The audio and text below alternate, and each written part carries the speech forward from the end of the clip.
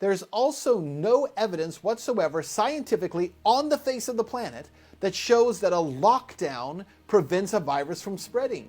None. It has never been tried before. And yet politicians and these so-called scientists keep pretending that this is established science, that we know that lockdowns work. This is the first time this has ever been attempted anywhere in the entire world. And yet it's being attempted on the entire world simultaneously.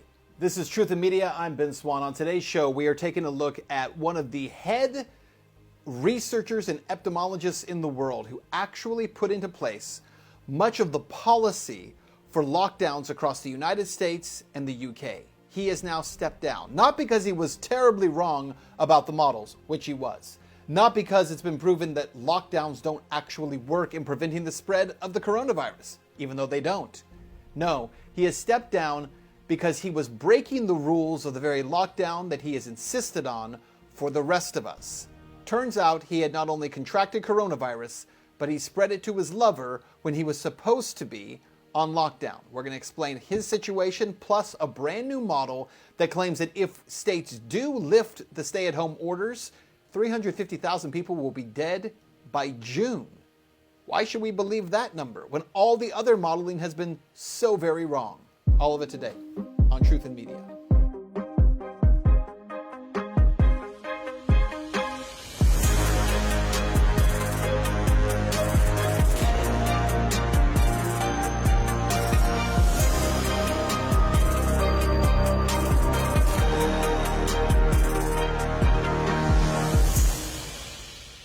Welcome to the show. So I want to get to so many things here today, and they are actually related to each other. I want to start with this new report that claims 350,000 people will die if all states lift their lockdown orders. 350,000 people. So remember, there have been a couple of different models in the past that have made similar claims. There was a model from the IHME that the Trump administration used as their basis for why lockdown should take place. It claimed 2 million people would be dead if we did nothing, 240,000 dead in the United States alone if we did social distancing. That model, completely wrong. By the way, the Imperial College of London, it also had the same model and claimed the same thing for the United States. Completely wrong. Both of those entities, as I've told you in the past, funded by the Bill and Melinda Gates Foundation.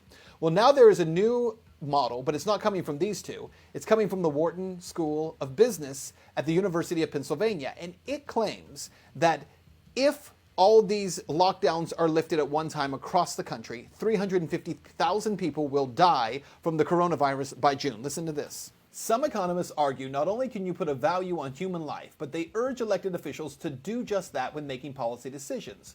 The Wharton School just unveiled a model that looks at several different scenarios that could happen as states begin to lift stay-at-home orders. The economic costs have been enormous, and we are suffering really significant, unprecedented costs as a result of these policies, said Alex Arnon, senior analyst at the Penn Wharton budget model. Here's what the model shows. If states continue stay-at-home orders, the model predicts nationwide roughly 117,000 COVID-19 deaths from May 1st through the end of June, with 18.6 million jobs lost. But if states fully reopen, it estimates nearly 350,000 COVID-19 deaths by the end of June, with 500,000 jobs lost. So the data shows the number of deaths could surge if states open too quickly. So why would the Wharton School of Business at the University of Pennsylvania have any interest in putting out this particular model? And why are they making models about death predictions associated with COVID-19? It doesn't really make a whole lot of sense. They try to tie it back to economics, but it doesn't make sense unless you consider the fact that also at the University of Pennsylvania, once again, the same characters keep popping up, because right now the Bill and Melinda Gates Foundation is fast-tracking one of the first coronavirus vaccines, guess where? Through the University of Pennsylvania. Quote, a coronavirus vaccine sponsored by the Bill and Melinda Gates Foundation is being tested on volunteers at the University of Pennsylvania. The vaccine is the second potential COVID-19 vaccine to enter human testing since the FDA accepted its application Monday. The Bill and Melinda Gates Foundation, as well as other nonprofits, have sped up the testing of the vaccine with donations to the company developing it. Inovio Pharmaceuticals developed the drug, now called INO-4800. In Plymouth Meeting, Pennsylvania, it is testing the drug on 2 volunteer groups. So just to be clear, the Bill and Melinda Gates Foundation is fast-tracking one of the first of 2 coronavirus vaccines through the University of Pennsylvania, while simultaneously across campus at the Wharton School of Economics, also at the University of Pennsylvania, there is a new model that shows 350,000 people will die here in the United States if states reopen too quickly. All right. So the question we have to ask, beyond just the Gates connection here, is do these stay-at-home orders even work? There's new numbers out of New York that say they don't work because new findings show that 66% of all the people in New York who are showing up at hospitals for new coronavirus infections, well, they're actually people who have been staying at home. Quote, a study of hospitals last week found that of 1,000 patients, 66% were people staying at home. 73% of the new hospitalizations were people aged 51 and over, and 96% had underlying health conditions. Most were in Manhattan, 21%, but 18% of the new hospitalizations were in Long Island. New York's Governor Andrew Cuomo said it showed that the new infections were down to personal behavior like not wearing masks or not hand washing enough. And yet, that is not necessarily true. In fact, the governor is making a statement that's just completely based on opinion and not on science. There's also no evidence whatsoever scientifically on the face of the planet that shows that a lockdown prevents a virus from spreading. None. It has never been tried before. And yet politicians and these so-called scientists keep pretending that this is established science, that we know that lockdowns work. This is the first time this has ever been attempted anywhere in the entire world. And yet it's being attempted on the entire world simultaneously. Makes no sense at all. And yet the governor is pretending that the reason these people are at home and still able to contract the virus is because they're not doing enough to prevent it.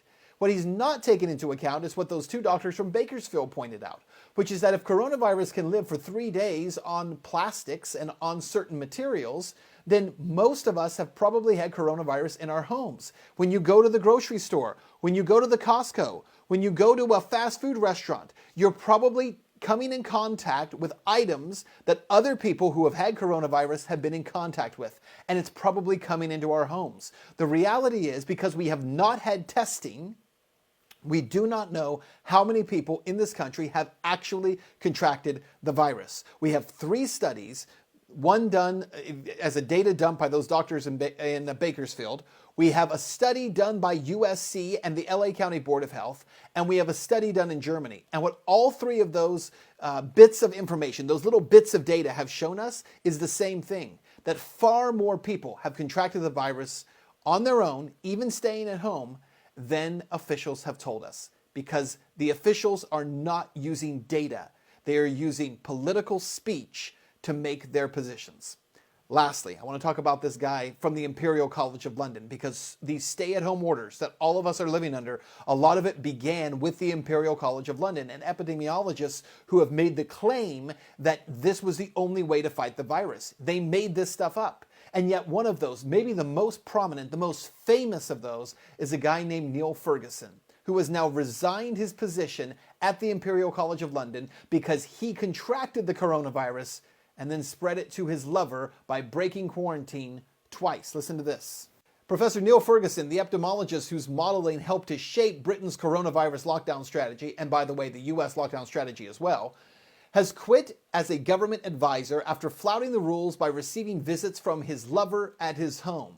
Ferguson runs the group of scientists at Imperial College London whose projections help persuade ministers of the need to impose stringent physical distancing rules or risk the NHS being overwhelmed. In a statement on Tuesday, he said he was resigning his post on the government's Scientific Advisory Group for Emergencies, or SAGE, over a, quote, error in judgment.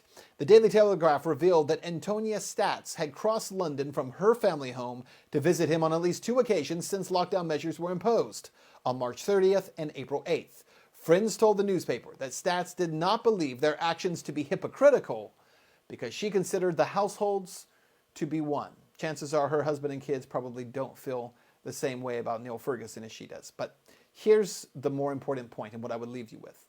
I also would agree with her that Neil Ferguson is not a hypocrite. I don't think he is. Because in order to be a hypocrite, you would have to believe that something was very dangerous, believe that rules should be imposed on everyone to protect them, as the general public, and then break those rules out of your own selfishness. I don't think that's what's happened here. This is simply my opinion, by the way. This is my opinion.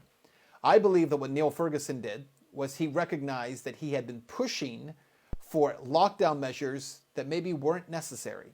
He was pushing for stringent rules from governments, which were not necessary, for a virus that was not as deadly as he was pretending it was. And when he himself contracted that virus, he knew that it was not as dangerous as he had claimed, and he was willing to continue to see his lover, putting her at risk and her family at risk for a virus that he knew, or at least believed, was not as serious as he had been pretending in public squares.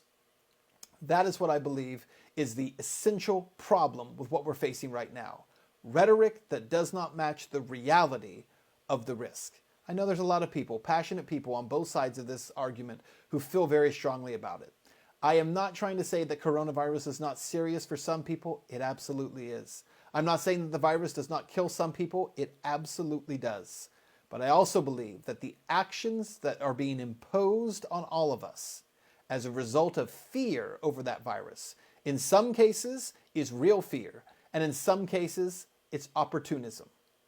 Thanks for watching. Thanks for continuing to follow. Follow me on social media, and we'll continue to cover this story from every angle. I'll see you next time.